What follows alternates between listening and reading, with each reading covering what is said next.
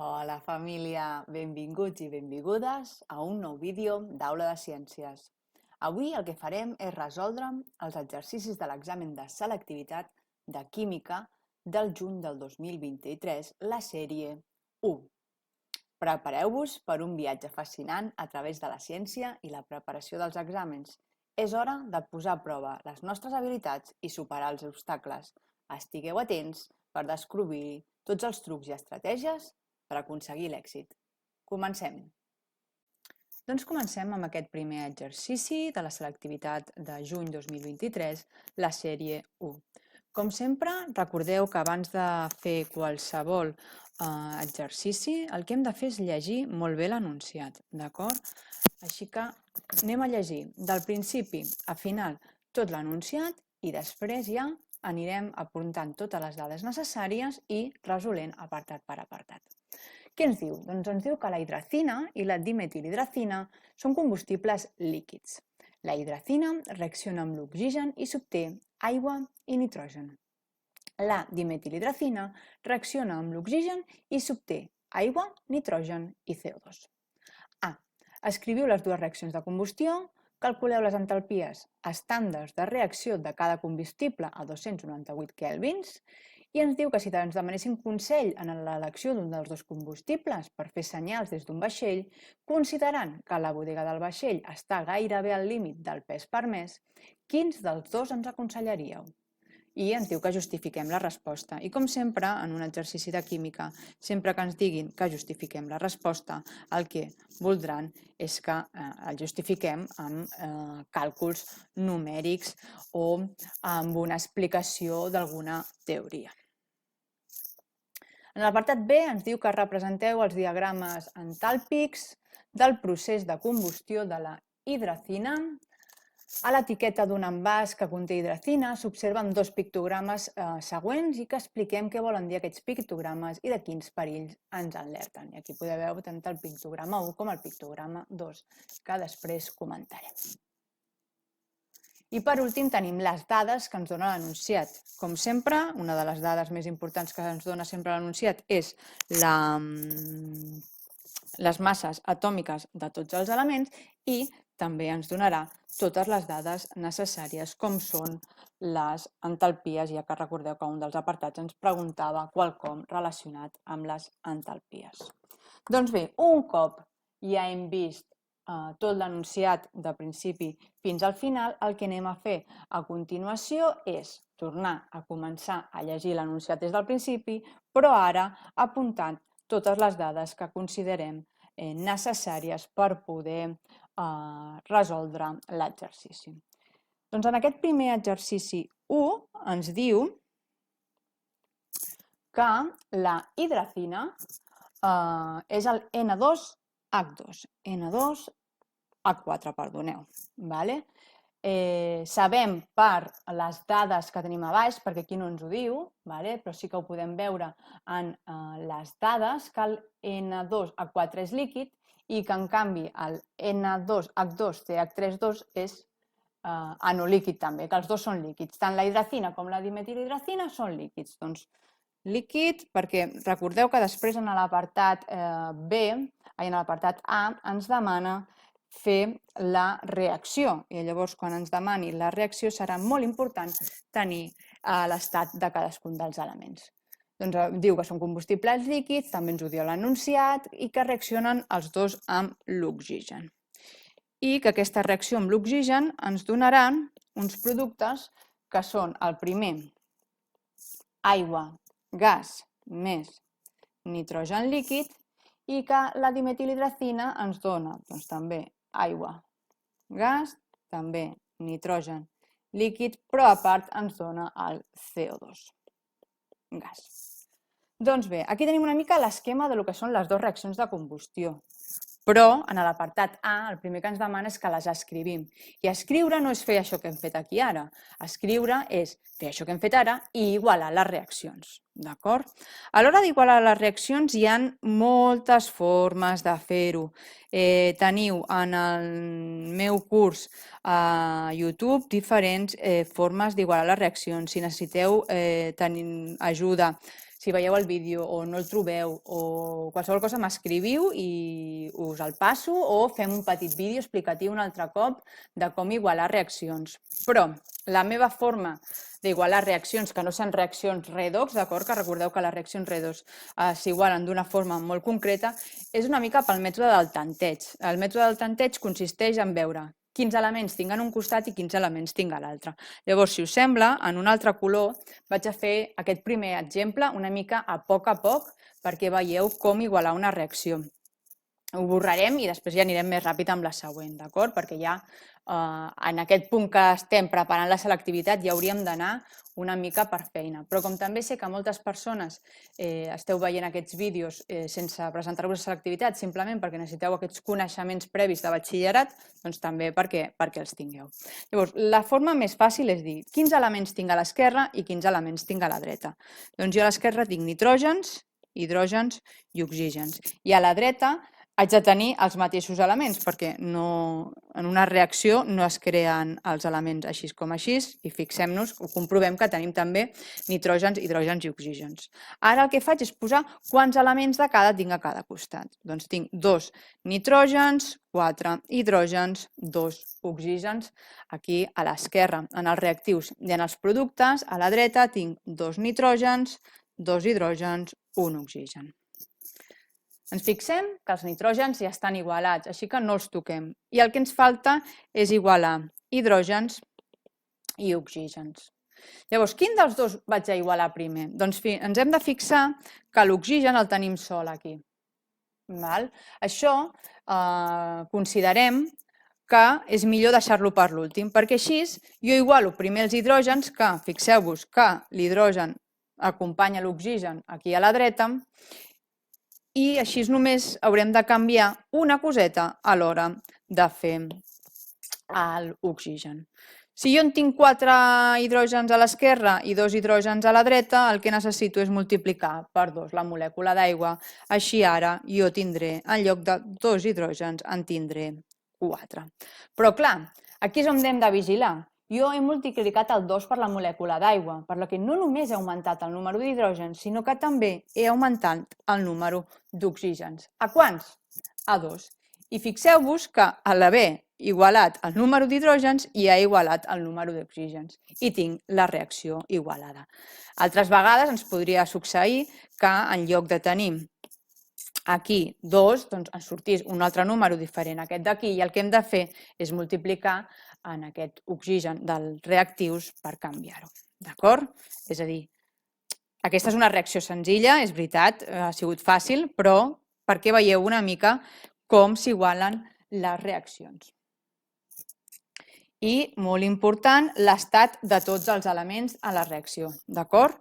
I si igualem la segona reacció, Na2, H2, CH3, líquid més oxigen, gas, que ens dona el mateix que abans, aigua més nitrogen líquid més CO2 gas.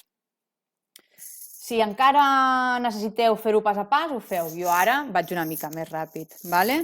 Jo el que deixaré per al final seran els oxígens i els nitrògens, perquè fixeu-vos que estan sols.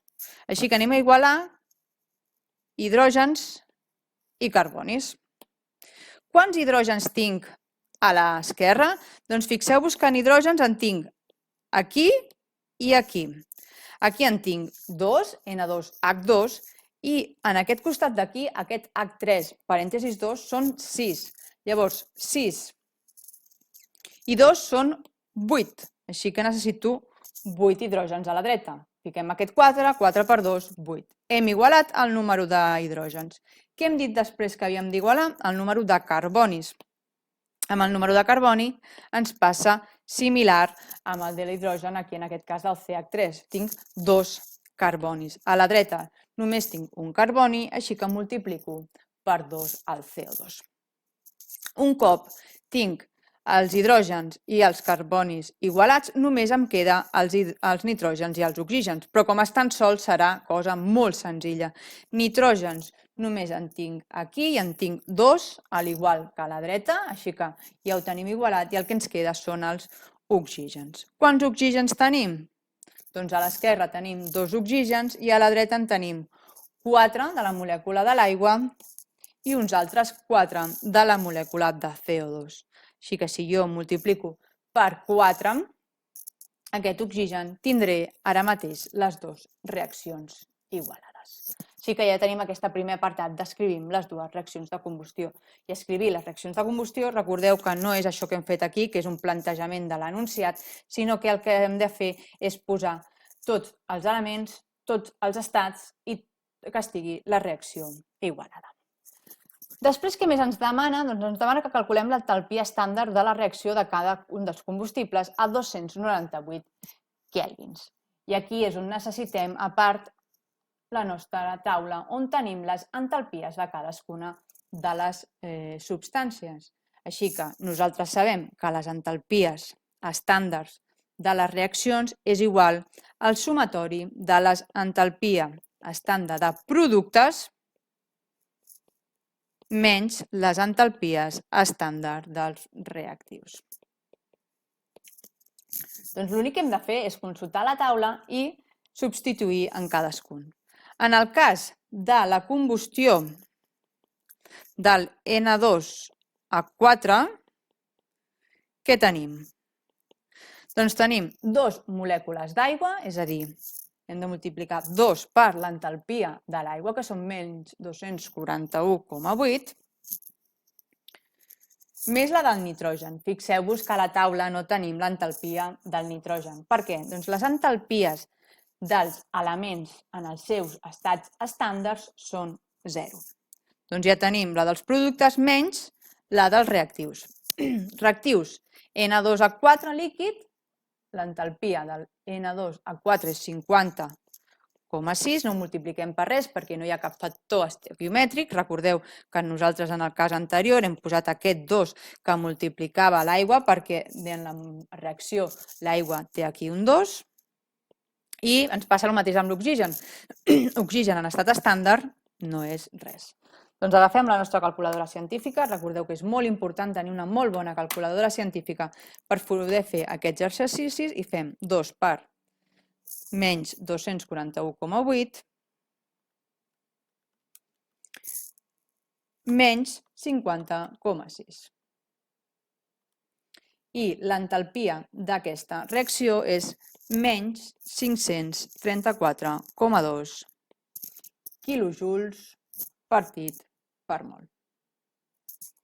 Perquè fixeu-vos, perdó, quilojoules, sense els mols, quilojoules, que és la unitat que ens dona la taula. I fem el mateix procés en l'altra reacció. En el cas del N2H2 CH3 més oxigen, què tenim a la dreta? Doncs a la dreta tenim 4 molècules d'aigua, 4 per menys 241,8 més 2 molècules de CO2, 2 per menys 393,5 menys el que tenim a l'altre costat, que en aquest cas és el N2H2CH3, 2, que és menys 42. Bé, 42 amb el negatiu del canvi de signe dels reactius. Doncs tornem amb la nostra calculadora, fem aquesta operació matemàtica, senzilleta, i obtenim que és de menys 1.796,2 quilojoules. I aquí ja tenim les entalpies d'aquestes reaccions. Però ens demanava quelcom més. Ens demanava que si ens demanava un consell en l'elecció d'un dels dos combustibles, considerant que la bodega del vaixell està gairebé al seu límit, quin dels dos aconsellaria? Llavors, el que farem serà veure quants quilograms de cadascun d'aquestes reaccions necessitem. Quin dels dos necessitem menys quilograms per poder fer utilitzar com a combustible.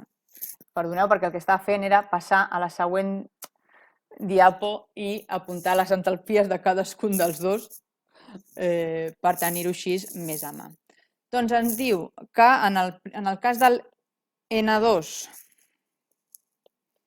A4 era aquesta d'aquí i en el cas de la dimetilhidracina era aquesta de la D-dreta. Doncs bé, nosaltres sabem que això és per quilojoules, però ho hem de passar a quilojoules mols. Com hem vist en les reaccions, tornem enrere per comprovar-ho, en les reaccions fixeu-vos que un cop igualades són per un mol de cadascun dels reactius. Així que ara sí que farem quilojoules partit per mol. Perquè clar, en el cas, per exemple, de molècula d'aigua, aquesta seria la combustió, aquests 1534,2 quilojoules, seria per cada 2 mols d'aigua, això que hauríem de dividir per 2 mols. Però en aquest cas, com és per un mol de cadascun dels reactius importants, ho partim per mols. I ara, com hem dit, com l'interessant és el pes, ens diu que està limitat pel pes, anem a passar aquests mols a grams de cadascun d'ells.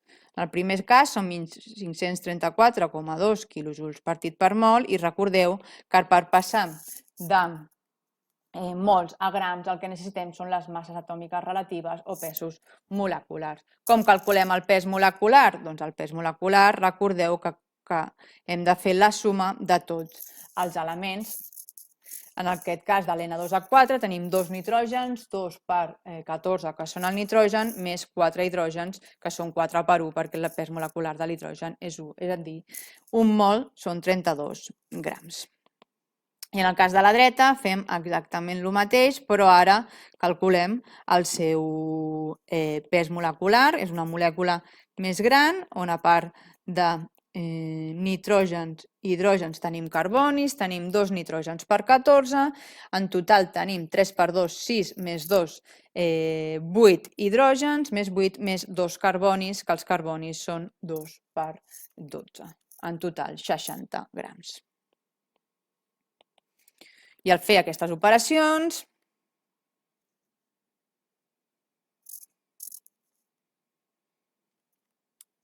tenim que en el primer cas són menys 16,7 quilojoules partit per gram i en el cas de la dreta 1796,2 dividit entre 60, 29,9 quilojoules partit per gram. Llavors, són entalpies negatives. Al ser una entalpia negativa, quan l'entalpia és inferior a 0, vol dir que es produeix energia. Llavors, veiem que es produeix per quilogram més energia amb la dimetilhidracina. Produïm 29,9 quilojoules d'energia per cada gram. Així que si nosaltres hem d'aconsellar quin dels dos reactius utilitzar, diríem que utilitzessin la dimetilhidracina. I amb això crec que tenim l'apartat A explicat. I fixeu-vos que hem justificat la resposta a partir d'uns càlculs matemàtics. Doncs bé, passem a l'apartat B, que si que recordeu, en l'apartat B ens demanava el diagrama d'entalpies de la hidracina i també els pictogrames. Què és un diagrama d'energia? Doncs un diagrama d'energies és tan senzill com fer un requadre en el que en l'eix de les I's farem l'energia en quilojoules i en l'eix, en quilojoules mols, perdoneu, i en l'eix de les X serà la reacció. Nosaltres hem de saber si els nostres reactius o productes els hem de posar més amunt o més avall, és a dir, tenen més energia o positiva o menys energia. Què teníem nosaltres en el cas de la hidracina? En el cas de la hidracina la reacció era N2A4 més oxigen que dona N2 més aigua i la reacció estava igualada posant-li 2 molècules d'aigua.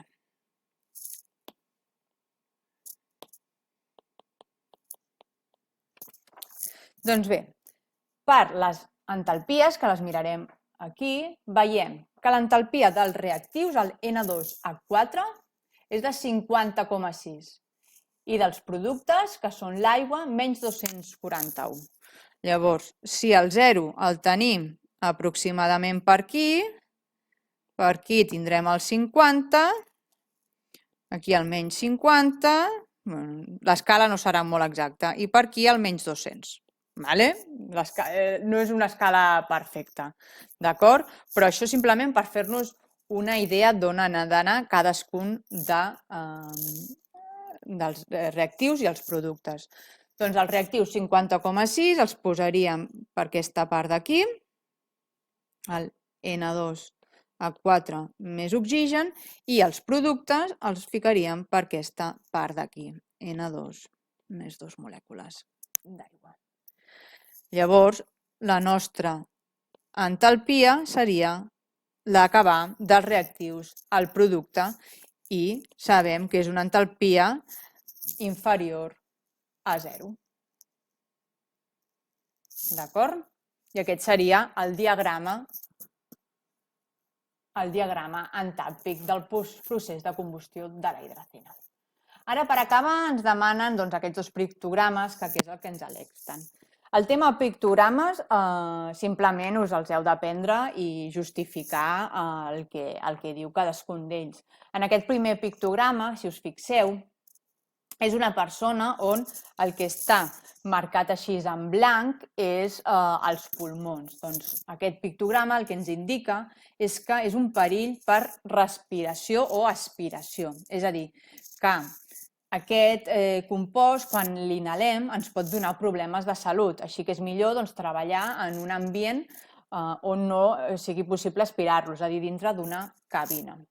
I el de la dreta, el pictograma 2, és una senyal d'alerta.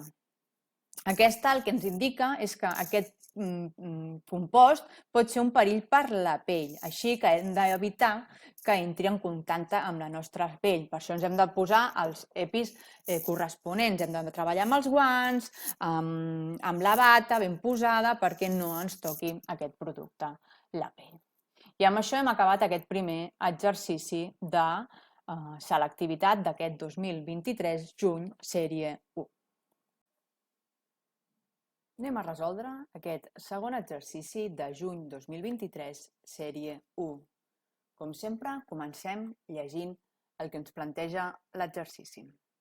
En una empresa química que produeix dissolvents tenen un problema d'identificació dels 2 lots elaborats, un d'etanol i un altre d'acetona, que també s'anomena propanona. Per poder identificar quin dissolvent hi ha en cada lot, realitzen un espectre de masses d'una mostra de cadascun d'ells. I aquí podeu veure els 2 espectres. Què ens diu l'enunciat? Quines preguntes ens fa? Doncs A. Formuleu l'etanol i l'acetona, indiqueu quin és el pic base i el pic de l'ió molecular dels espectres de cada mostra. Quina informació ens donen aquests pics? Quin espectre correspon a cada dissolvent? I justifiqueu les respostes. L'apartat B ens demana que el pic característic per identificar una acetona en un espectre d'absorció d'infraroig i R correspon a un nombre d'ona de 1.700 centímetres a la menys 1 i ens demana que calculem la longitud d'ona, la freqüència i l'energia corresponent a aquest pic. Com sempre, les dades, les masses atòmiques i totes les constants que necessitem per fer l'exercici, en aquest cas la velocitat de la llum en el buit i la constant de Planck. Un cop llegit tot l'enunciat, anem a plantejar el nostre exercici número 2. Ens diu que una empresa química produeix 2 dissolvents i han tingut un problema per identificar els 2 lots. I un és etanol i l'altre és acetona, que també es pot conèixer com a propanona. L'acetona és com el nom comú en el que es coneix. I ens ensenya els 2 espectres que després a l'hora de l'apartat A ens fixarem millor en ells. Doncs ens diu que formulem tant l'etanol com l'acetona. Doncs bé, l'etanol, formulació orgànica. Etanol, et, 2 carbonis, carboni, carboni, etanol, ol, significa que tenim un alcohol. En quina posició? No ens la diu. Per què? Perquè només tenim 2 carbonis, és indistint. Així que aquí tenim CH2. I ara que ja ho tenim tot, completem amb els hidrògens. Per posar-ho més maco, CH3, CH2, OH. Acetona, propanona. L'acetona podem saber com és, que és CH3, C, doble enllaç oxigen, CH3. Si no, propanona, prop, 3 carbonis, 1, 2, 3. Cetona, ona, vol dir que tenim un carboni, doble enllaç oxigen, en una posició intermitja. Si estigués en un dels extrems seria un aldehid, és a dir, només pot estar en una posició que és en aquest carboni, centrada en el carboni número 2. I acabem posant els hidrògens per completar l'octet, és a dir, CH3, CO, CH3. Si teniu dificultats amb la formulació orgànica, recordeu que teniu cursos de formulació orgànica en el meu canal de YouTube. També els podeu trobar a la nostra pàgina web i trobareu tots els links en la descripció d'aquest vídeo. Un cop ens diu que formulem l'etanol i l'acetona, també ens diu que indiquem quin és el pic base i el pic de l'ió molecular dels espectres de cada mostra. I quina informació ens donen aquests dos pics? Llavors, primer anem a acabar definint una mica què és el pic base i què és el pic molecular. D'acord? Si ens fixem en els espectres, fixeu-vos que hi ha un pic que té una intensitat del 100%. D'acord? Aquí ens marca la intensitat i aquí la relació massa-càrrega. En la intensitat, tant en el primer espectre com en el segon, tenim un pic que és del 100%. I això és el pic base. El pic base és el fragment més estable, per lo que és el que hi ha més proporció, per això la intensitat és del 100%. En el cas de l'espectre 1, no sé si es veu molt bé, però ja us ho dic jo, aquest espectre 1, aquest pic base, és de 31. I en el pic 2 és de 43. Després ens demana el pic molecular. El pic molecular és el pic de massa més gran, és a dir, el que correspon amb la massa molar, és a dir, el pes molecular de la molècula. En el cas del 1, és el que tenim, en l'1 i en el 2, és el que tenim sempre més a la dreta, el que tingui més relació amb massa-càrrega. En el cas de l'1 és 46 i en el cas del 2 és 58.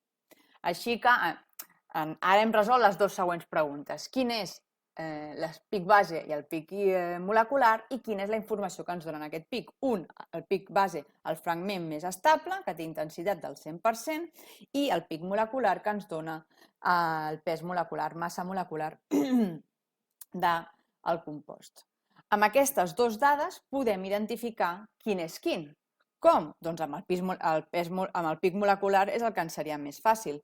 Si jo el que faig ara és calcular el pes molecular tant de l'etanol com de l'acetona, sabent que els pesos moleculars els tinc aquí baix, recordeu que els tenim amb les dades, tenim en l'etanol 2 carbonis que pesen 12 més un oxigen 16 més 6 hidrògens, són 46, i el de l'acetona són 3 carbonis 12 més un oxigen 16 més 6 hidrògens, que són 58.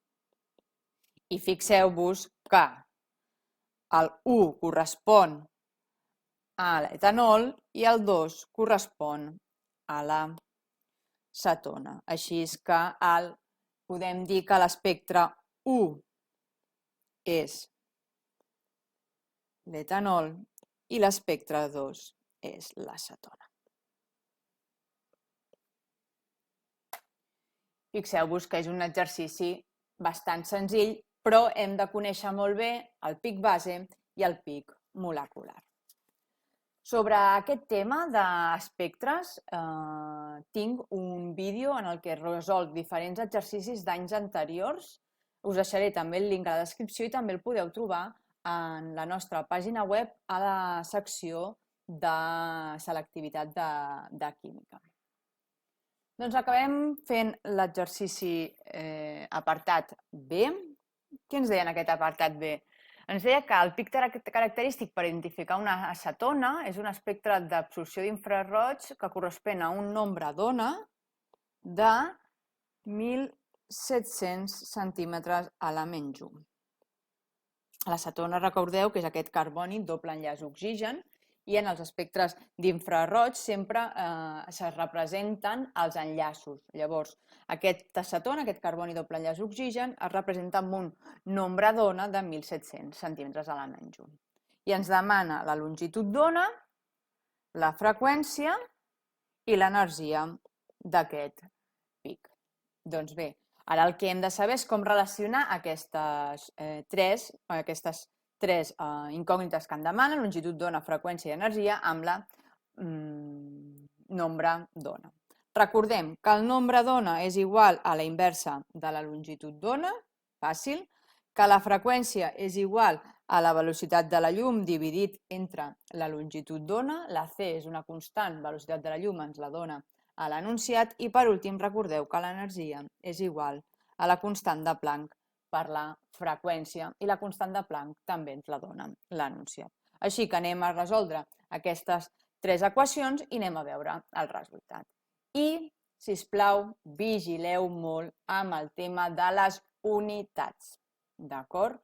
No és que us facin aquest canvi d'unitats perquè us equivoqueu, però, si us plau, estigueu molt atents que tot estigui en les unitats correctes.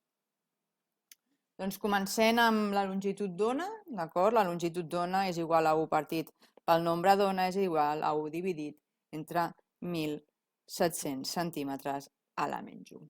És a dir, que la longitud d'ona és igual a 1 dividit entre 1.700, 0,00059 centímetres. 5,9 per 10 a la menys 4 centímetres. Per calcular la freqüència hem dit que és c dividit entre la longitud d'ona.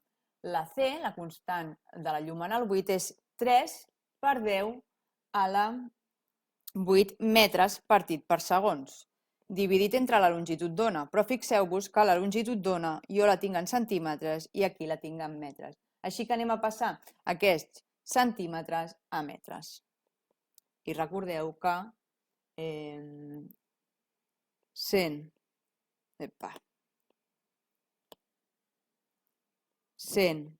centímetres és igual a 1 metre. És a dir,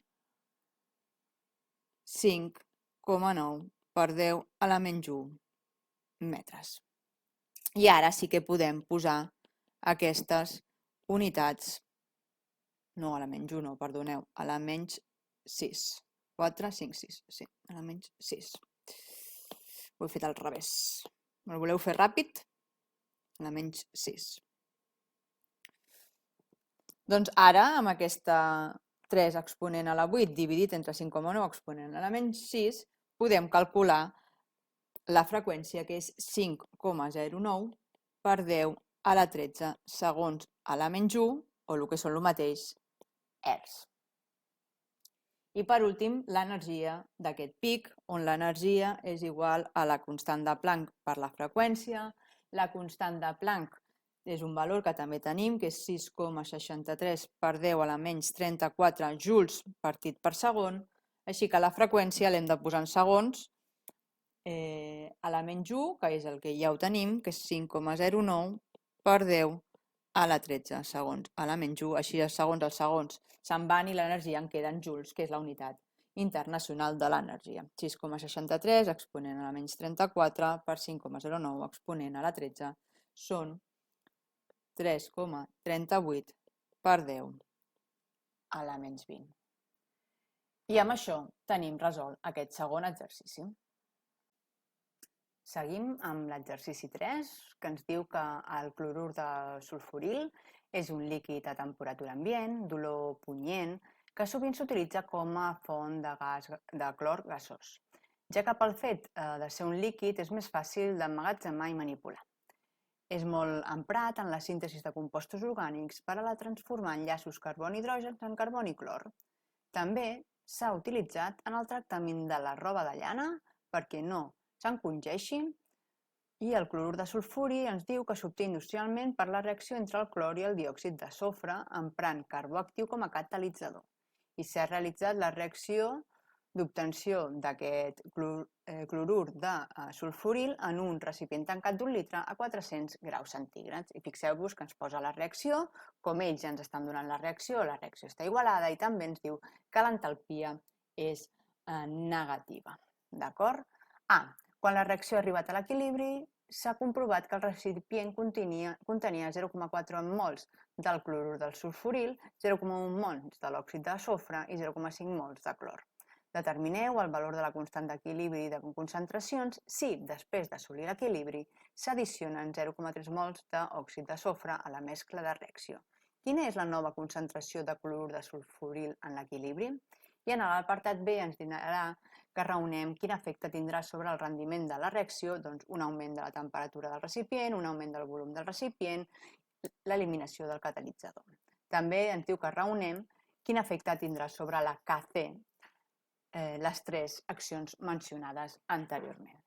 Doncs bé, com sabem, sempre primer llegim l'enunciat i un cop llegim l'enunciat el que fem és començar a plantejar l'exercici amb una relectura i una anotació de dades i, si fa falta, també dibuixos que ens ajudin a entendre el que ens estan demanant. Doncs bé, tenim el clorur de sulfuril, SO2Cl2, que ens diu que és un líquid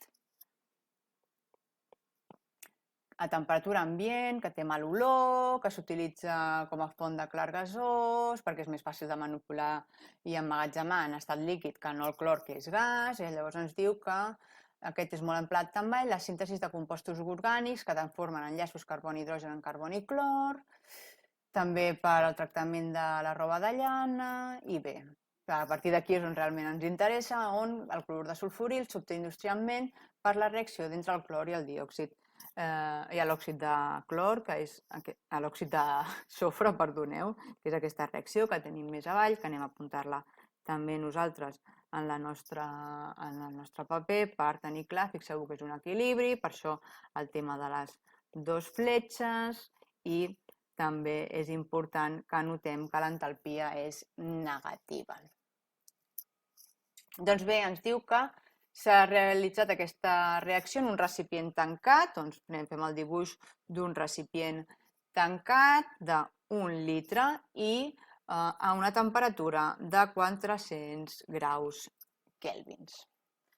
Què ens demana l'apartat A? L'apartat A ens demana que quan la reacció ha arribat a l'equilibri s'ha comprovat que el recipient contenia aquestes mols. Doncs bé, què farem? Doncs farem, a sota de la reacció que tenim, ficarem EC, que significa equilibri, i anotarem a sota d'elles els mols de cadascun d'ells. 0,4 mols del clorur de sulfuril, 0,1 mols de l'òxid i 0,5 mols de clor. Per què poso mols? Doncs recordeu que quan treballem amb les constants d'equilibri treballem amb concentració, no amb mols. Així que anoto mols per saber que no tinc concentracions. En aquest cas, la concentració serà el mateix, perquè serà els mols dividit entre els litres, que és 1. És a dir, que tenim el mateix. Això serà en molar. Però és important que siguem conscients que són mols i no molaritat, perquè si fos en 2 litres aquest número seria la meitat i després quan calculéssim la constant d'equilibri de concentracions no donaríem el resultat correcte perquè hauríem utilitzat les dades incorrectes. I ara ens diu que determinem la KC en l'equilibri. Doncs ara és el que us dic que és molt important. Què és la constant d'equilibri? Doncs recordeu que la constant d'equilibri són concentració de productes elevat en el nombre estequiomètric d'aquell producte dividit entre les concentracions de reactius. Aquí només tenim un producte que el seu factor estequiomètric, que recordeu que és el número que multiplica aquí al davant de cadascun dels elements, és 1, així que elevat a 1 és el mateix que si ho deixem així. Dividit entre els reactius, que en aquest cas en són 2, doncs fem la multiplicació de la concentració de cadascun d'ells. Substituïm per les concentracions, és a dir, amb molaritat, 0,4 dividit entre 0,5 per 0,1, realitzem aquesta operació amb la nostra calculadora científica i 0,4 dividit entre 0,5 dividit entre 0,1 és 8. Així que la KC és 8. I recordeu que la constant aquesta no té unitats.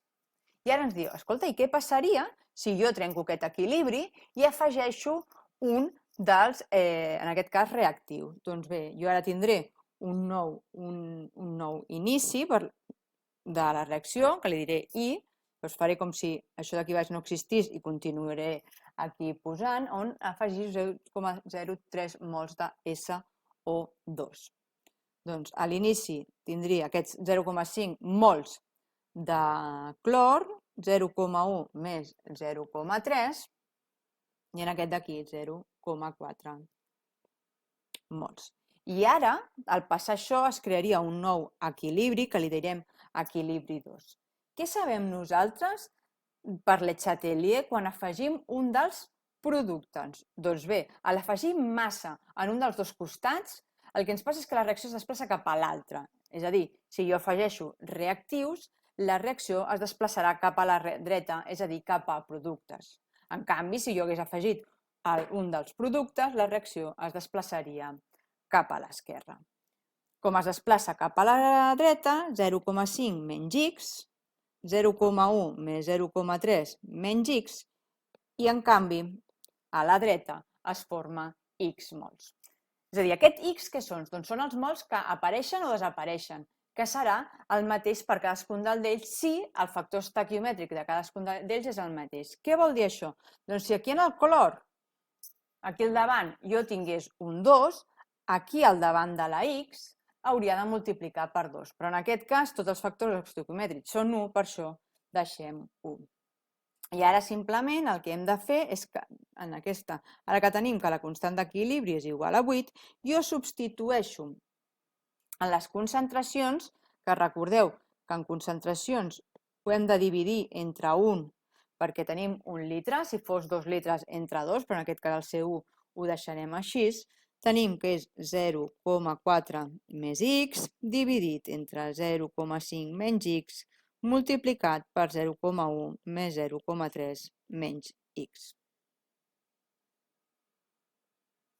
Ara hem d'anar resolent aquesta equació que ens quedaria 0,4 més x, 0,5 menys x per 0,4 menys x, i aquesta part d'aquí baix, doncs recordeu que és el primer per al primer, per al segon, i així successivament serien 0,5 per 0,4 són 0,2, veritat? Sí. 0,2 més 0, menys x per 0,4 menys 0,5x, menys x per 0,4 menys 0,4x i menys x per x més x al quadrat. I fixeu-vos que ja ens està quedant una equació de segon grau. Per anar una mica més ràpid i perquè resoldre una equació de segon grau crec que és una cosa que hauríeu de tenir tots bastant sapiguda. L'únic que us recordaré és que en una equació de segon grau hem de deixar l'equació que quedi ax al quadrat més bx més t és igual a 0. Si seguiu resolent aquesta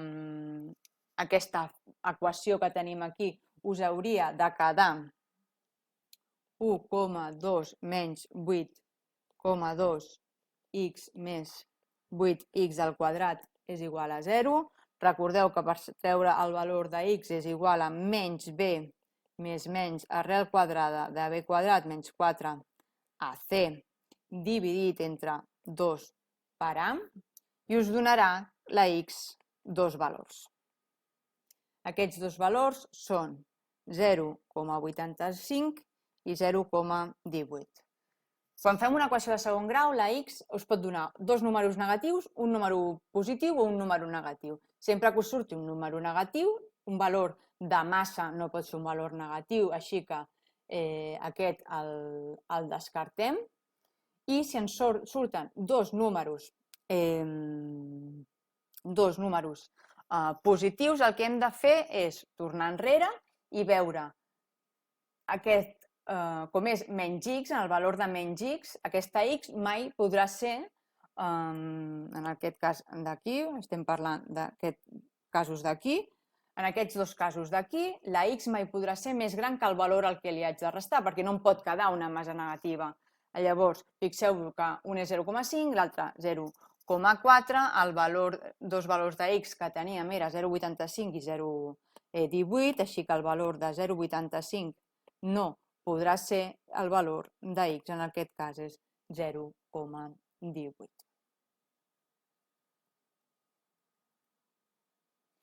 Llavors, ens diu que què passarà, determina el valor de la constant d'equilibri i si després d'assolir l'equilibri s'addiciona aquests 0,3 mols de SO2 a la mescla de reacció, quina és la nova concentració de clorur de sulfuri, és a dir, la nova concentració de SO2Cl2 era, recordeu, 0,4 més x, és a dir, 0,4 més 0,18, 0,58 molar. I així hem resolt aquest primer apartat A. Ara anem a veure l'apartat B, que és més bé teòric, que és el que ens diu. Ens diu que raonem quin efecte tindrà sobre el rendiment d'una reacció tres coses. Doncs anem a començar amb el primer, que és un augment de la temperatura del recipient. Per veure aquesta... espereu, que us deixo, no us he ensenyat aquí l'apartat B, perdoneu, aquí el teniu. Què ens diu quan hi ha un augment de temperatura? Quan hi ha un augment de temperatura el que hem de fer és anar a mirar la reacció. I recordeu que aquesta reacció vèiem al principi que, si tirem un full enrere, que l'entalpia és negativa, com podeu veure aquí a la dreta que hem vist. Llavors, la reacció, en aquest cas, es desplaçarà cap a l'esquerra, és a dir, cap a productes. Per què? Perquè s'afavoreix la reacció que absorbeix calor.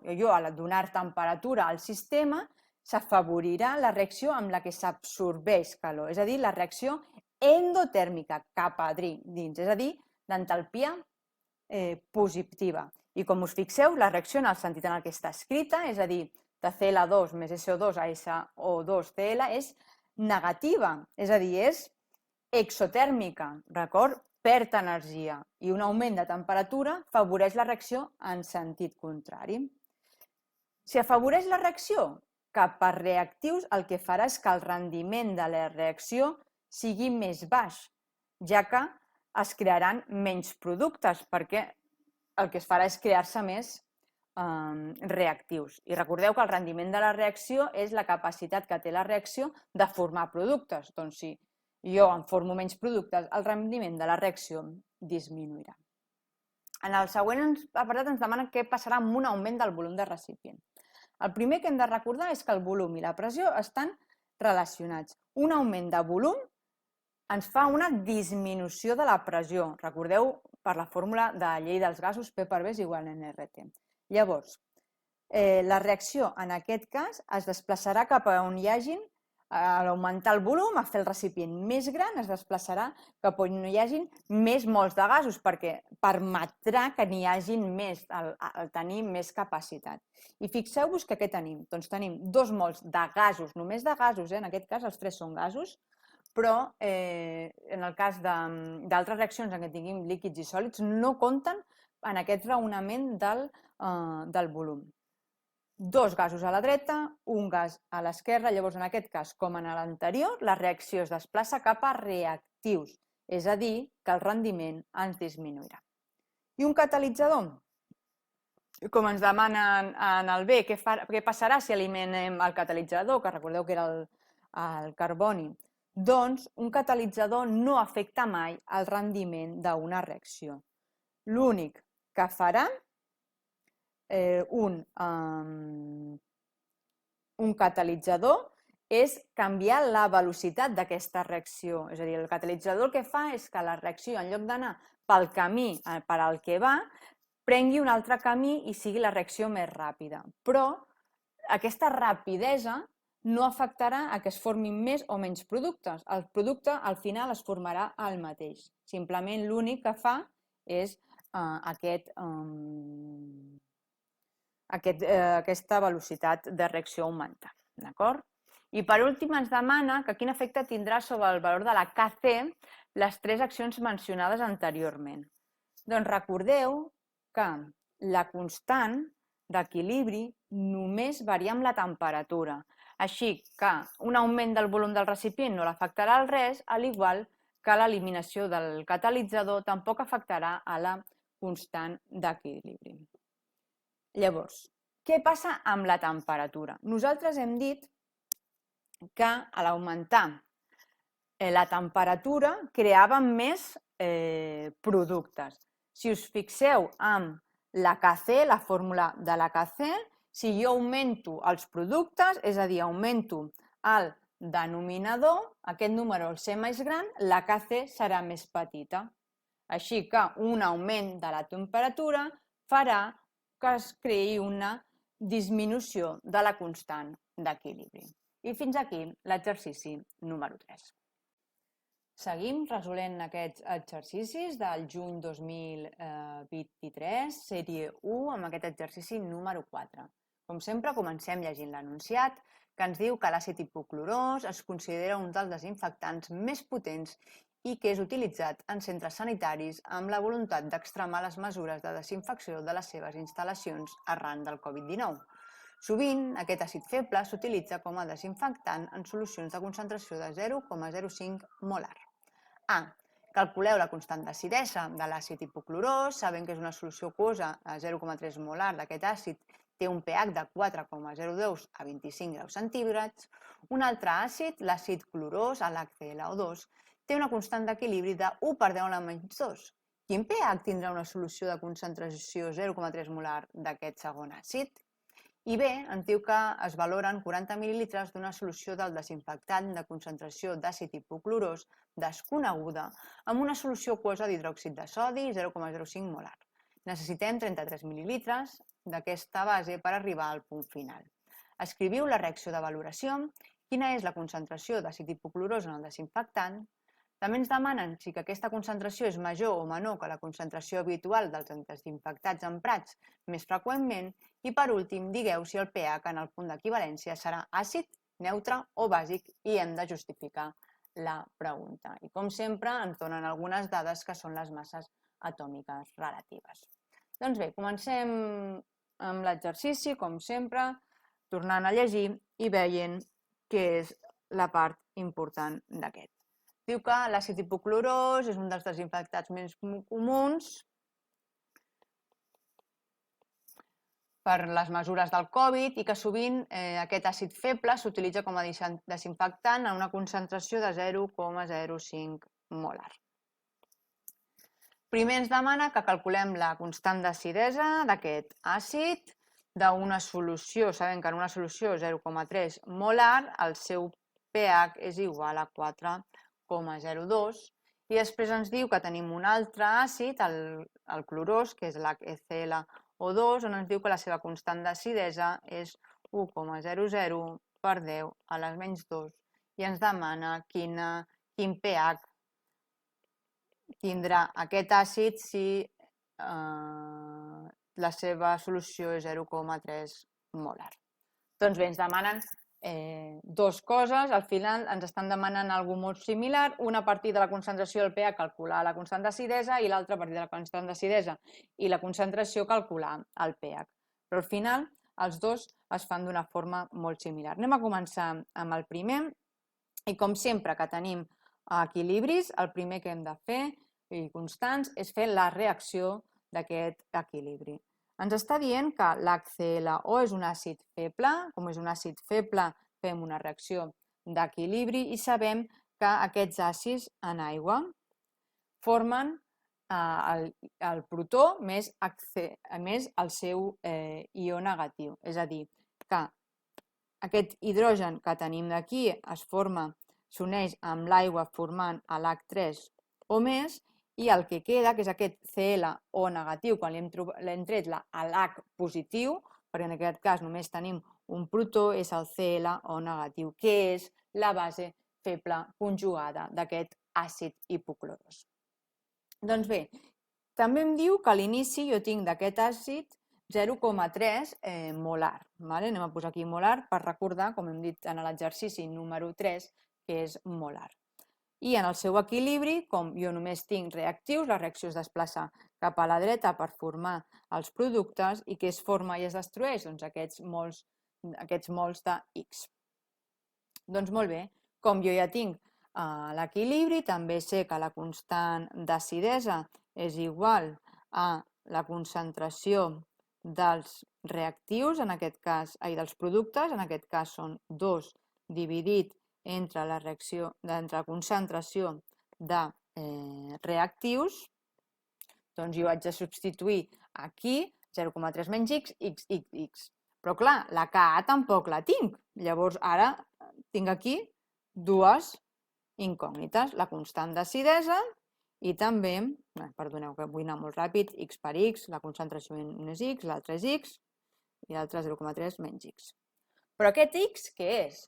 Doncs fixeu-vos que en aquesta part d'aquí jo sé que x és igual a la concentració de H3 o més.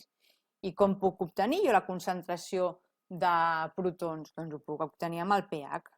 El pH és 4,02, jo sé que el pH és igual al menys logaritme de la concentració de protons. Així que l'únic que hem de fer és la inversa del logaritme. Recordeu que és que la concentració de H3 o més és igual a 10 a la menys pH, que en aquest cas és 4,02. Això ho hem de fer amb la calculadora i ens dona que la concentració de protons és 9,5 per 10 a la 5 molar. I aquest valor també és igual a X. Ara jo a la meva constant d'acidesa puc substituir aquest valor i després de fer-ho amb la calculadora, que un truquillo també que us diria, per exemple, és que aquest valor d'aquí, a la menys 5, he ficat a la 5, mare meva, menys 5, a la menys 5, a la menys 5, a la menys 5. Com aquest valor d'aquí, com us estava dient, és molt petit comparat amb aquest 0,3, el que podem dir és que aquest valor és despreciable i el podríem no calcular, d'acord? Però vosaltres, si això no hi caieu, doncs ho feu i ja està, cap tipus de problemes. Al final ens dona que la constant d'acidesa és 3,04 per 10 a la menys 8. I ja tenim aquesta primera part anotada. Després recordeu que també teníem aquesta part de dalt de la dreta de l'àcid clorós, el HClO2, que en aquest cas sí que teníem la constant d'acidesa, que és 1 per 10 a la menys 2, també teníem la concentració, que era 0,3 molar, i en aquest cas el que ens demanaven era el pH. Doncs anem a veure com faríem en aquest cas. Com en el cas d'abans, el primer és fer la reacció. HClO2 més aigua és un àcid feble perquè té constant d'acidesa, així que fem la doble fletxa i sempre un àcid dona el protó més la seva base conjugada, que en aquest cas és el ClO2 negatiu. A l'inici em diu que tinc 0,3 mols, al igual que abans, i com sempre l'equilibri en aquest cas es desplaça cap a la dreta i obtindríem això d'aquí. Què ens passa ara? Doncs ara ens passa que jo sí que puc dir que la Ka és igual a 1 per 10 a la menys 2 i que és igual a la concentració de protons per la concentració de la base conjugada, és a dir, dels dos productes dividit entre el reactiu. I ara, si substitueixo, fixeu-vos que ara sí només em queda una incògnita, que és la x. Al igual que en l'exercici 3 d'aquest examen, obtenim una equació que serà de segon grau. Aquesta és alguna més senzilla que la que hem fet abans. Si voleu, la podem fer una mica així ràpid. Això al final ens quedarà una equació que ens dirà que x al quadrat més 0,01x menys 3 per 10 a la menys 3 és igual a 0. Recordeu que per fer l'equació de segon grau diem que x és igual a menys b més menys arrel quadrada de b quadrat menys 4ac dividit en 2a. Si substituïm aquests valors ens quedaria menys 0,01 més menys arrel quadrada de 0,01 al quadrat menys 4 per menys 3 per 10 a la menys 3. Tot això dividit per 2. En aquest cas, la x ens donarà dos valors quan resolvem aquesta equació de segon grau i un és menys 0,06 i l'altre 0,05. En l'exercici anterior hem comentat que quan ens donin aquests resultats ens podria donar dos resultats positius o un positiu i un negatiu. En el cas de que ens doni un negatiu hem comentat que el descartem perquè aquest valor de x no pot ser negatiu. I en el cas que els dos valors fossin positius, el que hem de mirar és que aquests valors siguin més petits que el valor que li resta en algun dels casos. En aquest cas, aquest 0,3 menys x, hem de veure que aquest valor de x sigui menor que 0,3. En aquest cas, 0,05 és el nostre valor de x, que és correcte. I recordeu que x és igual a la concentració de H3 o més, és a dir, 0,05. I el que ens demanava l'enunciat, com fixeu aquí a dalt, era el pH. I el pH, com hem dit abans, és el menys logaritme de la concentració de H3 o més. És a dir, menys logaritme de 0,05, el nostre pH és de 1,3. I amb això tenim resolt a l'apartat A. Si ens anem a l'apartat B, on ens demanaven que es valorava 40 mil·lilitres d'una solució de desinfectant, és a dir, jo tinc un recipient amb 40 mil·lilitres del desinfectant, que era el HClO, de concentració desconeguda, ens diu que això es valora amb una altra solució de NaOH 0,05 molar i necessitem 33 mil·lilitres d'aquesta base per arribar al punt final. I ens diu que escrivim primer la reacció de valoració. Doncs fixeu-vos que aquesta reacció de valoració,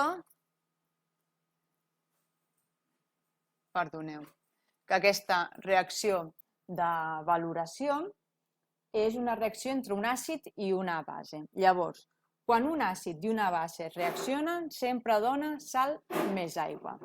Quin és el nostre àcid? Doncs el HClO. La nostra base, NaOH. Doncs recordeu que el que passa és que l'hidròxid de la base amb el protó de l'àcid forma la molècula d'aigua i el restant, que és aquest base conjugada negativa, s'uneix amb el contraió de la base, que és positiva, formant el NaClO. Com hem escrit nosaltres la reacció, hem de comprovar que la reacció estigui igualada. En aquest cas, està la reacció igualada, i fixeu que tenim dos hidrògens a l'esquerra, dos a la dreta, dos oxígens a l'esquerra, dos a la dreta, un clor a l'esquerra, un a la dreta, un sodi a l'esquerra, un a la dreta. Llavors recordeu, àcid més base sempre dona sal més aigua. També ens demanen que escrivim quina és la concentració d'àcid hipoclorós en el desinfectant. Doncs per saber la concentració de l'àcid hipoclorós en el desinfectant, el que hem de fer és trobar aquest valor d'aquí, que el que està a la dreta. Nosaltres hem de partir de l'altre costat per saber aquests mil·lilitres i amb aquests mols, quants mols són de NaOH, per la meva reacció, jo sé que un mol de NaOH reacciona amb un mol de HClO, llavors ja estic aquí, i com ja tinc els mols i tinc el volum, mols entre volum em dona la concentració. Si anem ara pas a pas fent això, tenim que de 33 mil·lilitres de NaOH passem aquests mil·lilitres a litres i sabem que la concentració és 0,05 mol, és a dir, que en un litre n'hi ha 0,05 mols de NaOH i ja tinc mols de NaOH. Per la reacció estequimètrica, com hem comentat, un mol de NaOH reacciona amb un mol d'HClO. Amb això ja tindria els mols de l'àcid. Si fem aquesta operació amb la calculadora, obtenim 0,00165 mols d'HClO. Per calcular la concentració d'HClO hem de fer mols dividit entre litres, 0,00165 dividit entre litres. Com nosaltres tenim 40 mil·lilitres, fem un factor estequimètric on 1.000 mil·lilitres són un litre, així que definitivament tenim que la concentració és 0,041 molar. D'això que ho comprovi, 0,05 dividit entre 1.000 són 0,0, sí, per 1.000 dividit entre 40, sí, 0,041 molar és la concentració d'aquest àcid desconegut que hem fet la valoració.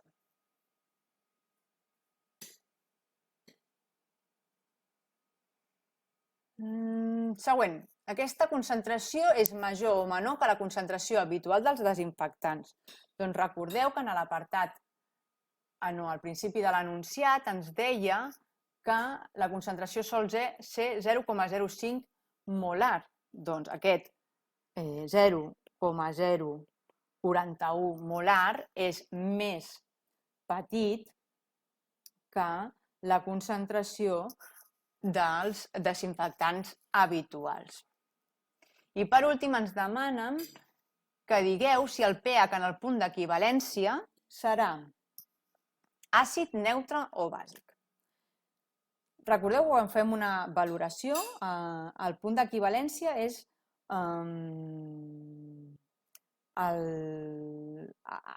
on tenim, on es forma la sal corresponent, en aquest cas el NaClO. Doncs bé, per saber el pH en el punt d'equivalència, el que hem de veure és aquesta sal en què es descomposa, aquesta descomposició, que seran uns àcids i unes bases conjugades, quins àcids o bases provenen. I així veurem si es formen certs àcids, no, si es formen protons o es formen OHs. Una sal sempre en aigua es descomposen els seus ions, que són, en aquest cas, el sodi més el ClO negatiu. Llavors, aquests dos ions anem a veure què passa. L'Na ve d'una base forta, que és el NaOH. Així que aquesta reacció, com és una base forta, mai succeirà, perquè no es pot fer una base forta, recordeu que és una reacció d'un sol sentit, del NaOH cap al sodi i el ió OH negatiu. Així que el sodi més no pot tornar enrere, aquesta reacció no es podrà fer. En canvi, el ClO negatiu, recordeu que és la base conjugada del HClO. L'HClO sí que és aquest àcid feble, llavors la reacció del ClO negatiu més aigua el que farà és que aquest... Perdoneu, no volia fer això. Que aquest ió ClO negatiu agafi un dels protons de la molècula d'aigua, deixant així lliure una molècula d'OH negatiu. Com aquest NaClO finalment acabarà en un equilibri amb OH negatius, al formar-se aquests OH negatius farà que això li doni cert pH bàsic a la solució. Així que podem dir que en el punt d'equivalència el pH serà un pH bàsic. I fins aquí l'exercici 4 d'aquest examen de selectivitat. Seguim amb aquest exercici número 5 de selectivitat 2023, juny, sèrie 1. Com sempre, comencem llegint l'enunciat on ens diu que l'acetaldehid es descompon en metà i monòxid de carboni segons la reacció següent. Aquesta reacció té una energia d'activació de 188 kJ per mol sense emprar cap catalitzador i una energia d'activació de 135 kJ per mol emprant iode com a catalitzador. Fixeu-vos que a l'utilitzar el catalitzador l'energia d'activació és més petita. I ens demanen A. Justifiqueu si es tracta d'una reacció endotèrmica o exotèrmica, calculeu el valor de l'entalpia estàndard de formació de l'acetaldehid a 298 kelvins, dibuixeu en un mateix gràfic l'energia de la reacció en funció de la coordenada de la reacció catalitzada i no catalitzada, tot indicant la posició dels estats de transició, les energies d'activació i l'entalpia de reacció. I en l'apartat B ens diu: determineu les energies d'activació de la reacció de síntesi de l'acetaldehid a partir de metà i monòxid de carboni del procés catalitzat i no catalitzat. Ens demana que és un catalitzador i que raonem a partir del model cinètic de l'estat de transició com afecta un catalitzador a la velocitat de la reacció. I com sempre ens donen les dades necessàries per fer l'enunciat que, a part de totes les que ens donen durant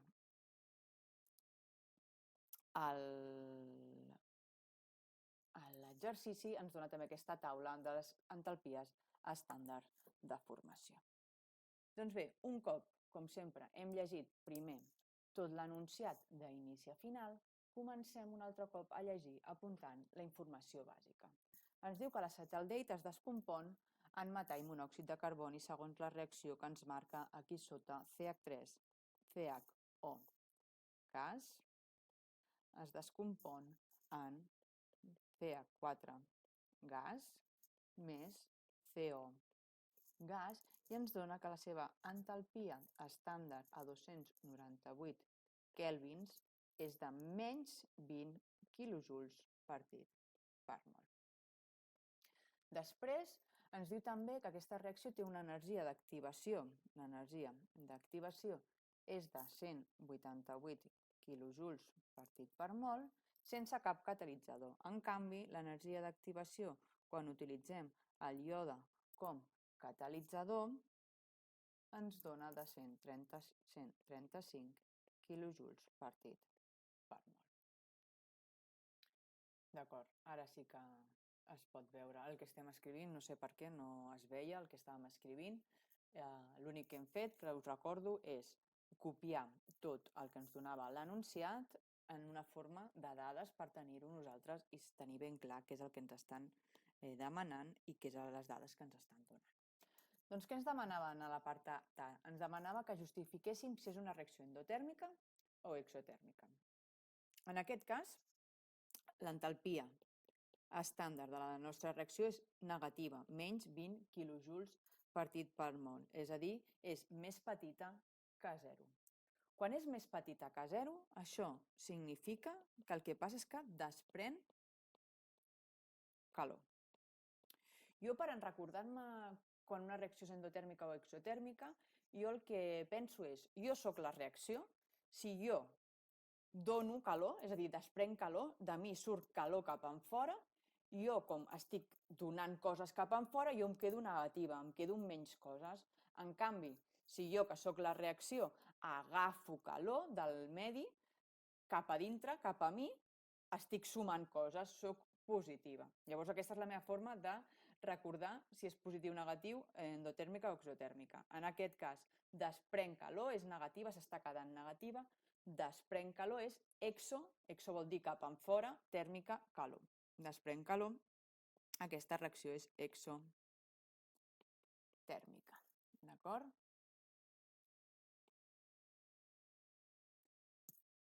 Com també podem justificar això? Com ho sabem? Doncs sabem que una reacció és exotèrmica perquè l'entalpia dels reactius és més gran que la dels productes. D'acord? També ens demana l'estalpia estàndard de formació de l'acetaldehid. Com podem saber l'entalpia estàndard de formació de l'acetaldehid? Doncs bé, nosaltres en l'enunciat ens donava l'entalpia estàndard de la reacció de l'acetaldehid que es descompon en metà i CO2. I després recordeu que en l'enunciat, més cap avall, en donava l'entalpia estàndard del metà i del CO. Fixeu-vos que l'únic entalpia estàndard de formació que ens faltaria seria la del acetaldehid. Així que, sabent que l'entalpia estàndard de la reacció és igual a la sumatori d'entalpia estàndard de productes menys el sumatori de l'entalpia estàndard de reactius, podrem calcular l'entalpia estàndard de formació de l'acetaldehid. Si substituïm, nosaltres sabem que l'entalpia estàndard de la reacció és menys 20 quilojuls partit per mol. Molt de cuidado sempre amb les unitats, d'acord? Que sempre estiguem treballant amb les mateixes. Si són quilojuls mols, quilojuls mols. Si són juls mols, juls mols. Calories mol, caloria mol. Però sempre que treballem amb les mateixes unitats. Productes. Quins productes tenim? Doncs tenim el metà i el CO2. El CO, perdoneu, el monòxid de carboni, menys l'entalpia estàndard de reactius, que és l'entalpia estàndard del CH3CHO. El metà i el CO, doncs mirem en l'enunciat més avall i substituïm que són menys 75 quilojuls partit per mol més menys 111 quilojuls partit per mol menys l'entalpia estàndard del CH3CHO. Si aïllem aquest CH3CH2 en l'altre costat per tenir-ho en positius, veiem que l'entalpia estàndard de l'acetaldehid és igual a menys 75 menys 111 més 20 quilojuls partit per mol. Amb la nostra magnífica calculadora fem aquesta operació i ens dona que l'entalpia estàndard és menys 166 quilojuls partit per mol. Què més ens demanaven aquest apartat A? Que de veritat que ens demanaven moltes cosetes, així que hem d'anar un altre cop a l'enunciat i veure en quin punt ens havíem quedat de la lectura i seguint fent tot el que ens demana. Vigileu que no us oblideu res, que és normal que el dia de l'examen, amb els nervis, ens podem deixar alguna cosa, però estiguem atents. Ens diu, dibuixeu en un mateix gràfic l'energia de la reacció en funció de la coordenada de reacció de la reacció catalitzada i la reacció no catalitzada, indicant on està l'estat de transició i les energies d'activació. Què ens demana això? Doncs això ens demana que fem un quadre on en l'eix de les Is tenim l'energia i en l'eix de les X és la coordenada de reacció. D'acord? Com sabem, i hem dit abans, que la nostra reacció és exotèrmica i això volia dir que l'entalpia dels reactius era més gran que la dels productes, jo sé que els meus reactius tenen una energia alta i els meus productes una energia més baixa. Així que ho podem indicar d'aquesta forma, on indiquem on estan els reactius i on estan els productes. Fixeu-vos que ens demanen un mateix gràfic l'energia de la reacció en funció de la coordenada de la reacció catalitzada i no catalitzada. Com podem diferenciar la reacció catalitzada de la no catalitzada? Doncs recordeu també que l'enunciat ens deia que la reacció sense catalitzar, l'energia d'activació és de 188 quilojuls partit per mol, en canvi, l'energia d'activació quan utilitza el iode de catalitzador és de 135, és a dir, l'energia és més baixa. Doncs aquests dos seran les energies d'activació. L'energia d'activació utilitzant el catalitzador i l'energia d'activació sense utilitzar el catalitzador. Què més ens demanen? Tot indica la posició de l'estat de transició, doncs l'estat de transició 1 és aquest d'aquí i l'estat de transició de l'altre és aquest d'aquí. Jo ho poso d'aquesta forma, però vosaltres podeu posar que aquí està l'estat de transició sense catalitzador, d'acord? I l'altre amb catalitzador. No ho escric perquè ja ho veieu. També ens demanen la posició de les energies d'activació, l'energia d'activació una i l'energia d'activació de l'altra, ja ho tenim apuntat. I l'entalpia de la reacció. Ens falta marcar l'entalpia de la reacció. Doncs l'entalpia hem dit que era l'entalpia dels productes menys la dels reactius, és a dir, aquesta diferència que hi ha aquí. I l'energia de reacció, una serà aquesta, l'energia de reacció, el procés, el camí que seguirà, un és aquest i l'altre és aquest d'aquí. D'acord? I amb això hem acabat a l'apartat A, que com us dic ens demanava bastantes cosetes. Anem a veure ara què ens demana l'apartat B. En l'apartat B ens demanen que determinem les energies d'activació de la reacció de síntesi de l'acetaldehid a partir de metà i monòxid de carboni del procés catalitzat i del procés no catalitzat. Ens demanarà també què és un catalitzador, però anem a poc a poc. Doncs si ens demana l'energia d'activació de la síntesi de l'acetaldehid a partir del metà i monòxid de carboni del procés catalitzat i no catalitzat. Doncs bé, heu de saber que l'energia d'activació de la reacció de formació és l'energia d'activació del procés invers, és a dir, que el CH4 gas més CO2 gas que dona CH3CHO. Com puc relacionar jo l'energia d'activació de la reacció inversa, que és la que tinc, la que em dona l'enunciat, amb la reacció de l'energia d'activació d'aquesta? Doncs bé, l'energia d'activació de la reacció inversa és igual a l'energia d'activació de la reacció més l'entalpia estàndard de la reacció en valor absolut. És a dir, que l'energia d'activació d'aquesta reacció sense catalitzador, de la reacció inversa sense catalitzador, és igual a l'energia d'activació de l'altre procés, que era 188 quilojuls partit per mol, més l'entalpia estàndard de la reacció, que és menys 20, però com és en valor absolut, més 20, 188 més 20, és a dir, 208 quilojuls partit per mol. I l'energia d'activació de la reacció inversa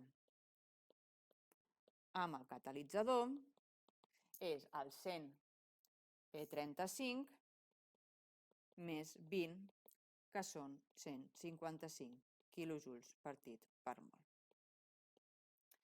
Si us fixeu, i anem enrere, en el dibuix que hem fet, nosaltres tenim aquesta reacció. L'energia d'activació és la diferència d'aquest punt fins a aquest d'aquí. I això, en el cas de sense catalitzador, era 188. I aquest valor d'aquí era 20. Si jo ara haig de fer la reacció inversa, és a dir, d'aquí vinc cap aquí i baixo, fixeu-vos que l'energia que necessito per arribar d'aquí a aquí és l'energia d'activació més l'entalpia estàndard de la reacció. Per això hem utilitzat la fórmula aquesta d'aquí. Què més ens demana l'enunciat? Doncs l'enunciat també ens demana, anem cap avall, a l'apartat B, que què és un catalitzador. Doncs bé, el que hem de saber que un catalitzador és una substància que s'afegeix a la nostra reacció.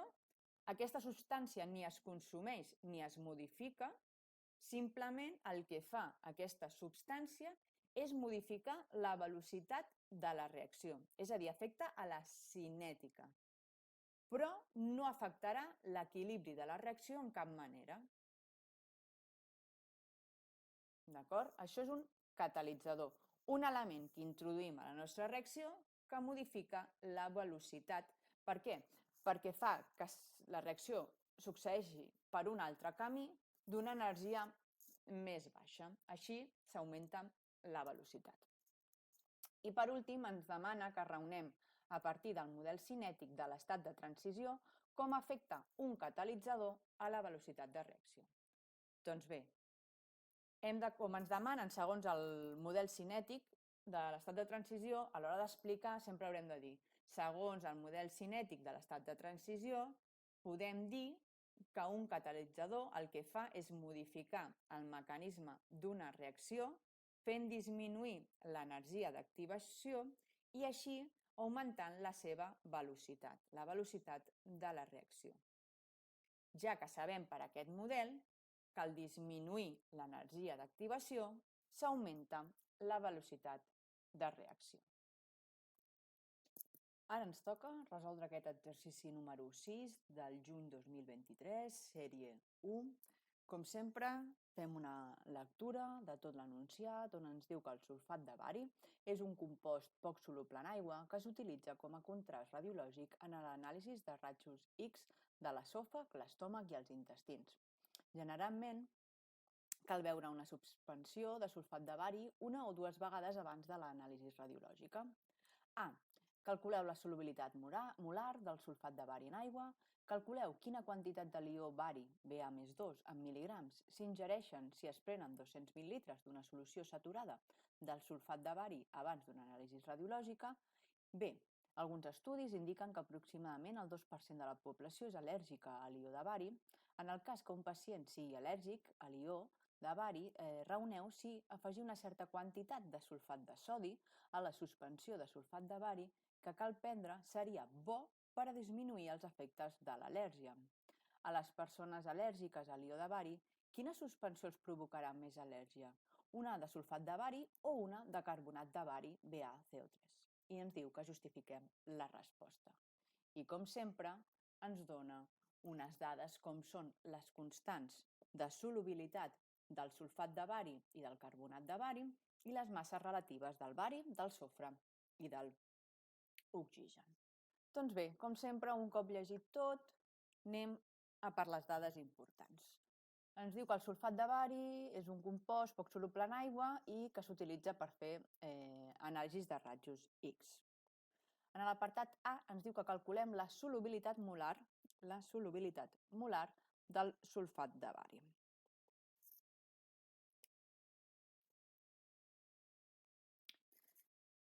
També ens demanen quina quantitat de l'ió de bari en mil·ligrams s'insereixen en 200 mil·lilitres de la solució saturada. Quins són els mil·ligrams de bari més 2. Doncs va, anem primer a començar per la solubilitat. Com bé sabeu, quan tenim aquest tipus d'exercicis de solubilitat i en tots els exercicis en els que fem constants, el primer que hem de fer és escriure la reacció. En el cas de les solubilitats, el que tenim sempre és que tenim un sòlid, que és en aquest cas el sulfat de bari, que en aigua es dissocia en els seus ions. Com tenim un equilibri, recordeu que és aquesta doble fetge a la reacció. I quins són els seus ions? Doncs el bari+2 i l'ió sulfat. I tot en medi aquós. Això té un valor de Kps, que el teníem a baix en l'enunciat, si baixem és 1,1 per 10 a la menys 10. Doncs bé, aquesta Kps és igual a la concentració dels ions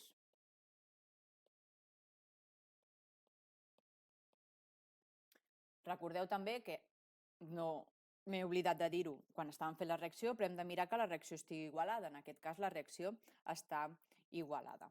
D'acord? Recordeu que les constants són productes dividits entre reactius, però el nostre reactiu en aquest cas és un sòlid i recordeu que les constants només es posen als líquids, aquosos i gasos, així que en la KPS només es posa la concentració dels ions. Doncs bé, nosaltres també sabem que quan tenim una reacció de solubilitat, sabem que cadascun dels seus ions és S. En el cas de que jo tingués un factor estequiomètric en aquests valors, jo hauria de multiplicar aquesta S per aquest valor i recordeu que després hauríem d'elevar la concentració a aquest valor estequiomètric. Doncs la KPS en aquest cas és S per S, que és igual a S al quadrat, i sabem que el valor és 1,1 per 10 a la menys 10. Doncs S és igual a l'arrel de 1,1 per 10 a la menys 10 quan aïllem la S, així que el nostre valor de solubilitat molar és arrel 1,05 per 10 a la menys 5 molar. I ja tenim el primer valor que ens demana, que és la solubilitat molar del sulfat de bari en aigua. Després també ens demanaven que quants mil·ligrams de bari més 2 hi ha en 200 mil·lilitres d'una solució saturada.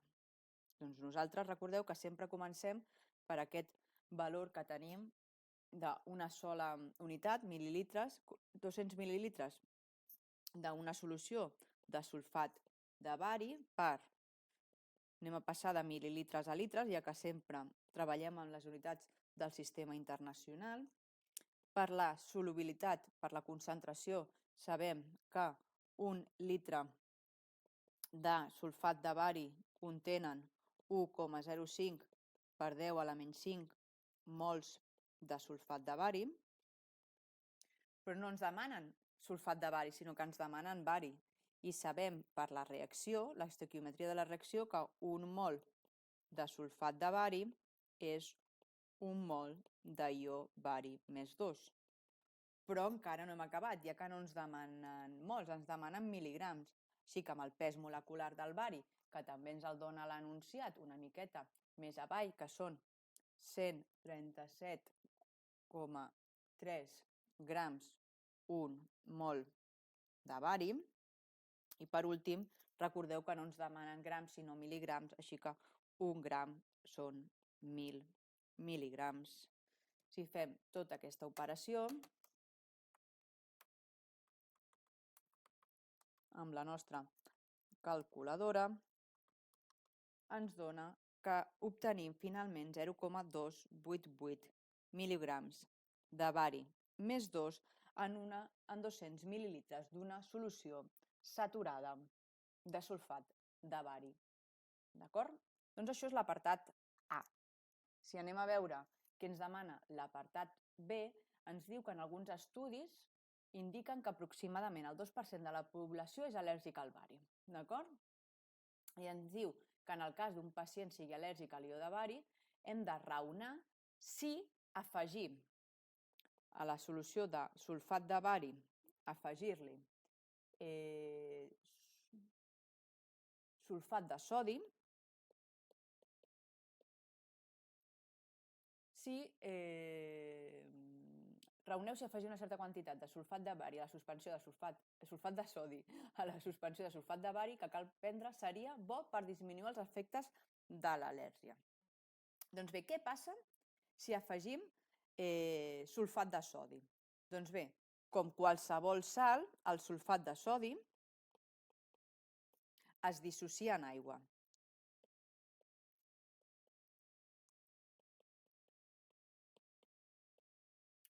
D'acord? I es dissocia totalment, ja que si us fixeu, ho podem raonar per dues formes que el sulfat de sodi es dissocia totalment en aigua. Un, perquè prové d'un àcid fort com és com l'àcid sulfúric, d'acord? I l'altre, perquè dintre de les dades no ens dona la constant del sulfat de sodi. Per això sabem que es dissocia totalment. Llavors, fixeu-vos que el que estic fent és afegir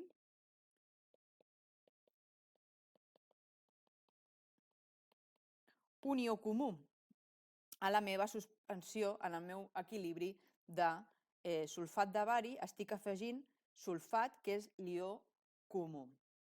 Com estic afegint aquest ió comú, i per Le Chatelier, jo sé que si afegeixo, anem a fer un altre color, si jo afegeixo més quantitat d'un dels productes, la reacció es desplaça cap a la formació de reactius. Recordeu per La Chatelier que sempre ens diu que si afegim més quantitat en un dels dos costats de la reacció es desplaça cap a l'altre costat. Si jo estic afegint un dels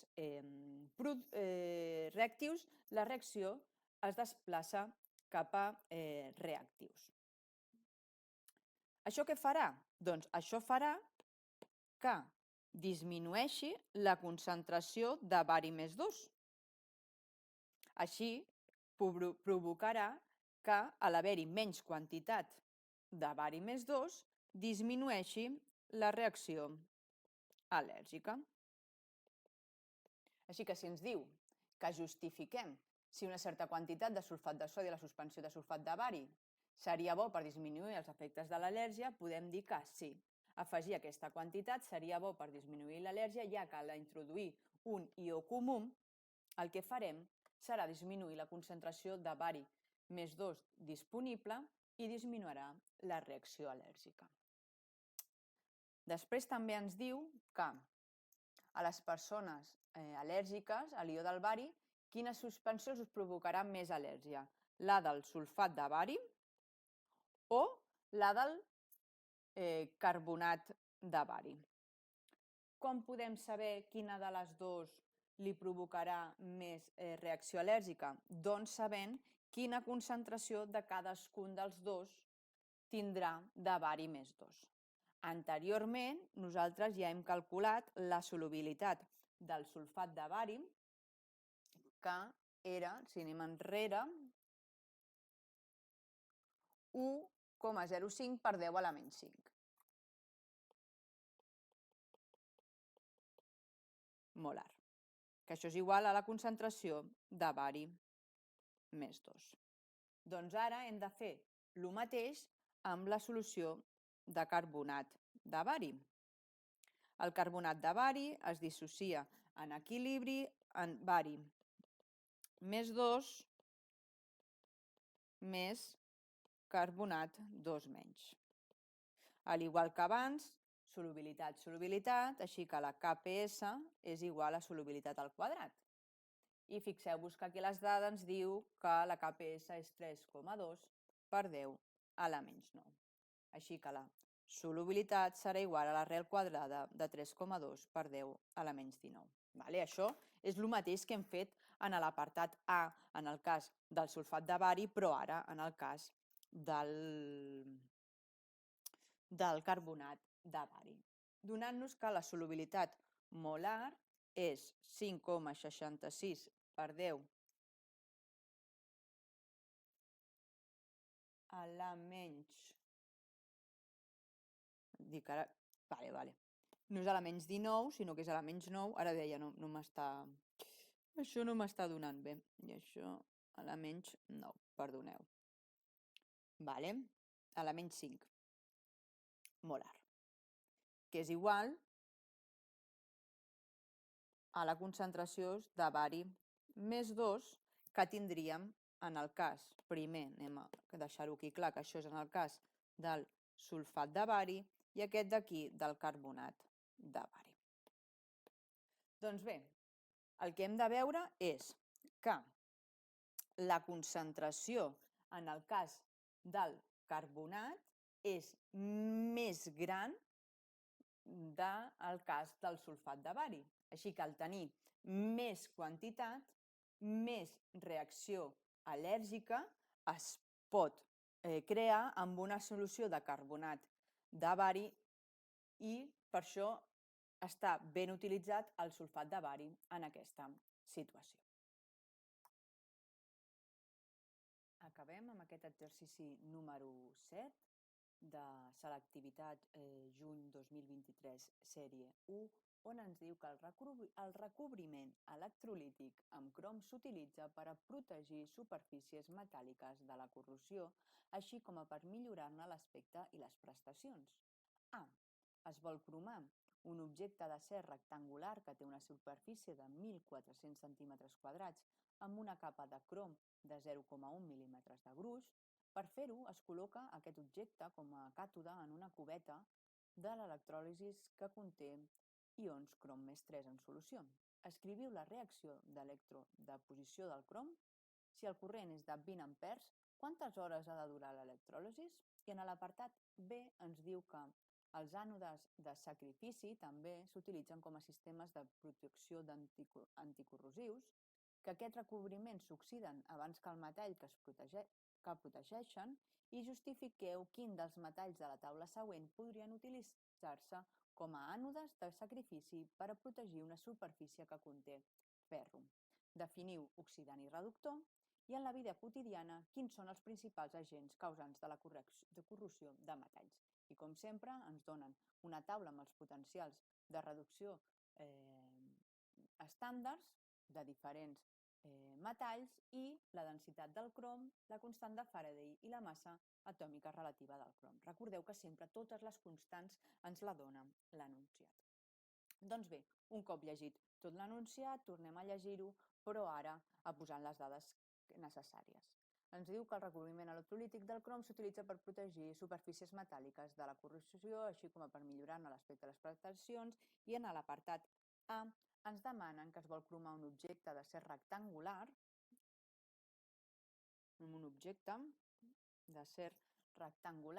que té una superfície de 1.400 centímetres cúbics i es vol recobrir amb una capa de crom de 0,1 mil·límetres de gruix. Diu que per fer-ho es col·loca aquest objecte com a càtode, és a dir, jo tinc una cel·la electroquímica i aquesta peça la introduïm en el càtode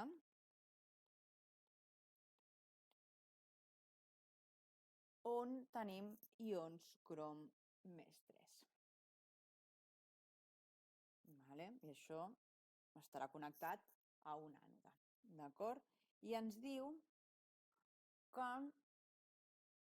la intensitat del corrent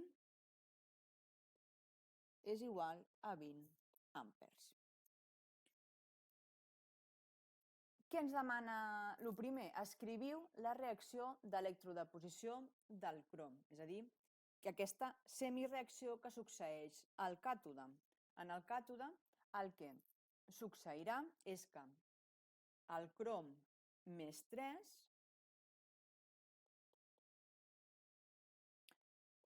passarà a crom.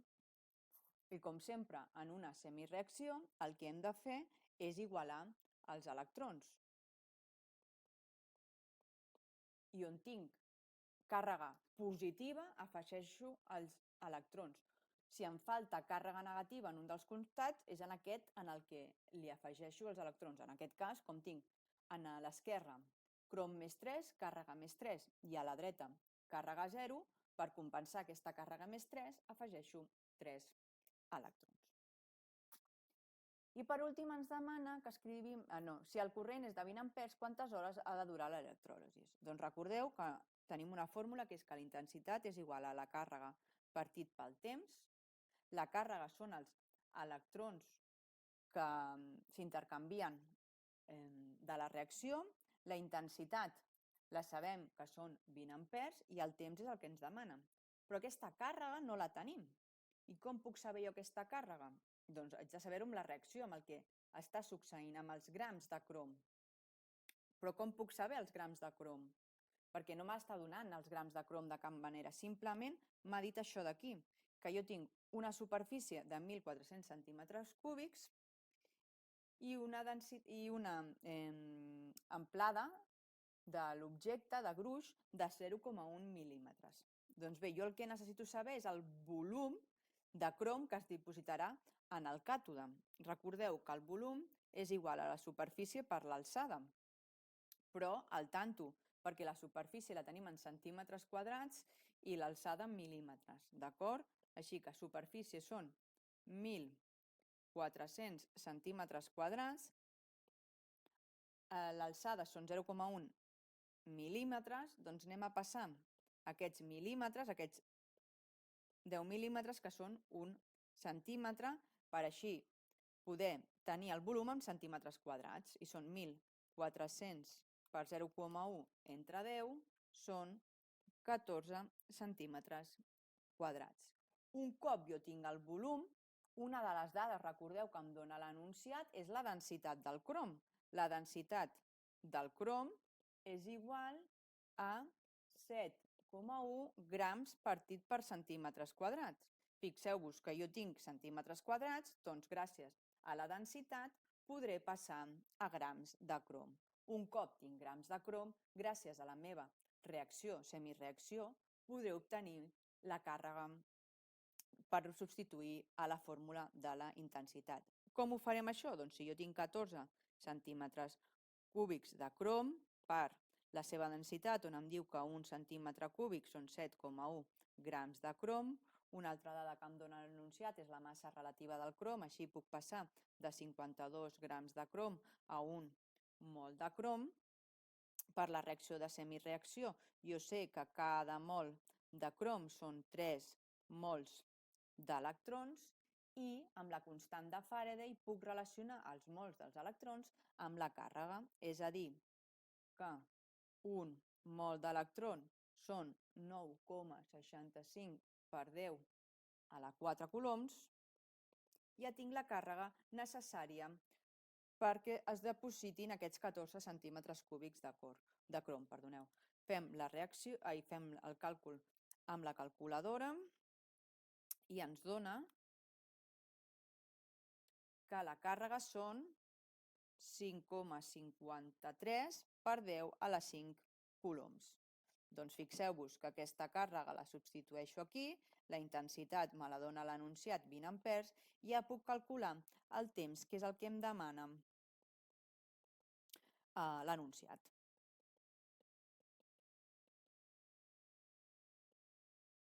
Aïllem el temps i són 5,53 per 10 a la 5 dividit entre 20, que això és un valor de 2,77 per 10 a la 4 segons, d'acord?